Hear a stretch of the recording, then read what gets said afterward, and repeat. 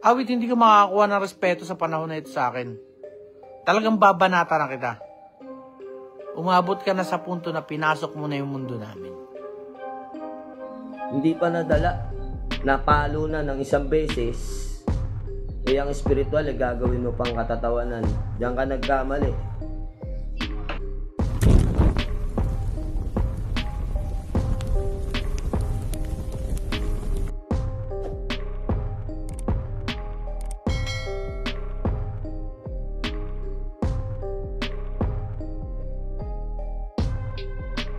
Magandang araw mga ka-horror at welcome back nga po palang muli sa aking channel.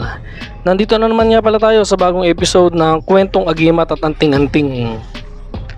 Alam nyo ba mga ka-horror, na sa mundo ng panggagamot at lihim na karunungan, napakalaki ng epekto kapag may isang tao na sadyang nagpanggap na sinasaniban at ginawang palabas ang kanyang karamdaman. Hindi ito simpleng biro o katuwaan dahil ang mga ganitong gawain ay hindi lamang nakakaapekto sa mismong taong nagsisinungaling, kundi pati na rin sa mga tunay na manggagamot na nakikisangkot. At sa huli, buong komunidad ang nadadamay. Kung titignan natin mga ka-horror ng mas malalim, ang peking sanib at peking gamutan ay parang apoy na nagsisimula sa maliit na baga.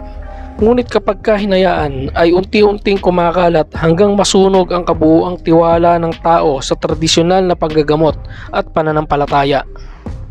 Sa isang pasyente na nagpapanggap mga ka-horror, unang naaapektuhan ang kanyang pagkatao. Kapag pumayag siyang gawing content o palabas ang kunwaring pagsasanib, inilalagay niya ang sarili sa sitwasyon ng kahihiyan at kasinungalingan. Maaaring sa mga simula ay matawa siya o isipin niyang nakakakuha siya ng views, likes at maaaring kumita ng pera ang kanyang in-upload sa YouTube at lalo na atensyon mula sa mga nanonood. Ngunit habang tumatagal, ang bigat ng kanyang ginawa ay nagbabalik sa kanya. Kapag nalaman ng mga tao ang katotohanan, mahirap na siyang paniwalaan. Kahit magkaroon pa siya ng totoong karamdaman o seryosong espiritual na problema, may mga pagdududa at magsasabing, baka gimmick lang yan, baka palabas na naman. At sa oras na mawala ng kredibilidad ang isang tao, mahirap na niya itong maibalik. Ang tiwala kasi ay tulad ng salamin. Kapag nabasag na, kahit idikit mo pa, may lamat na hindi na mawawala. Bukod dito mga ka-horror, may epekto rin sa kalooban ng pasyente ang kanyang pagpapanggap. Ang tao ay may konsensya at kahit gaano siya katapang sa harap ng kamera, may oras na babalik sa kanya ang guilt. Maaaring magsimula siyang kabahan, baka mabisto o kaya'y malunod sa sariling kasinungalingan at unti-unting maniwala na totoo ang kanyang pinapakita. Ang ganitong sitwasyon mga ka-horror ay nagdudulot ng psychological burden at kung minsan nagiging sanhi ng mas matinding stress o kalituhan sa isip. At kung susuriin sa aspeto ng espiritual, ang pagbabalat kayo tungkol sa sanib ay isang uri ng panlilinlang na may balik.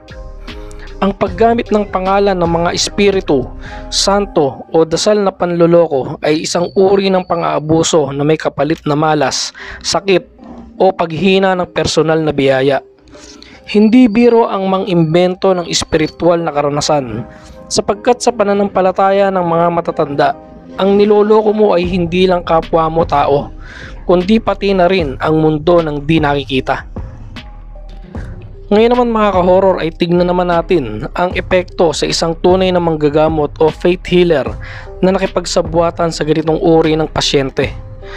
Ang isang manggagamot ay inaasahang tagapagtanggol ng may sakit, tagapagdala ng liwanag at haligi ng katotohanan. Ngunit kapag siya mismo ay pumayag na makisama sa isang kasinungalingan para lamang sa content, sinisira niya ang kanyang sariling dangal. Ang komunidad na dati nagtitiwala sa kanya ay magsisimulang magduda. Maaaring isipin ng tao na lahat ng kanyang ginagawa ay palabas lang at kahit may mga kaso siyang totoong natulungan, matatakpan ito ng bahid ng peking gamutan. Ang reputasyon ng isang manggagamot ay napakahalaga at kapag ito ay nadungisan, mahirap na rin itong linisin. Higit pa rito mga kahoror, sa aspeto ng espiritual, ang pagsama sa ganitong kalokohan ay nakakaputol ng bisa ng kanyang mga dasal, orasyon at agimat, sapagkat ginamit niya ang kanyang kakayahan, hindi para magligtas kundi para manlinlang. Unti-unti siyang mawawala ng biyaya mula sa pinagbumula ng kanyang kapangyarihan. At ayon sa paniniwala ng matatandang antingero at albularyo, ang maling paggamit ng kapangyarihan ay may balik. Maaari siyang mismo ang magkasakit, mawala ng swerte o mawala ng gabay mula sa mga espiritong tagapag-ingat. Ang isang manggagamot na tumalikod sa katotohanan ay nagdadala ng bigat na mas mabigat pa kaysa sa pasyente, sapagkat siya ay may responsibilidad na alagaan at ipagtanggol ang mga nangangailangan. Kapag pinagsama ang dalawang ito mga kahoror, ang pasyente na nagpanggap at ang manggagamot na nakisama, nagiging mas malawak ang pinsala. Hindi lamang sila ang nadadamay kundi pati ang ibang tao sa paligid. Ang mga nanonood ng video o mga nakasaksi ng palabas ay unti-unting nawawalan ng tiwala.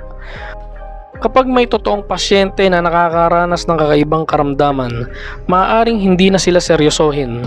At pati ang mga tapat na manggagamot na walang kinalaman sa panloloko ay nadadamay at nagiging biktima ng panghuhusga. Sa ganitong paraan, ang peking sanib at peking gamutan ay parang laso na kumakalat. Hindi lang sa isang tao, hindi lang sa isang manggagamot, kundi sa buong komunidad. Sa huli mga kahoror, ang epekto ng ganitong gawain ay hindi lamang simpleng kahihiyan o panandaliang kasikatan. Ang totoo, ito ay nagdudulot ng pagkasira ng tiwala, pagkawala ng dangal, pagbabalik ng malas at pagkasira ng reputasyon ng larangan ng panggagamot.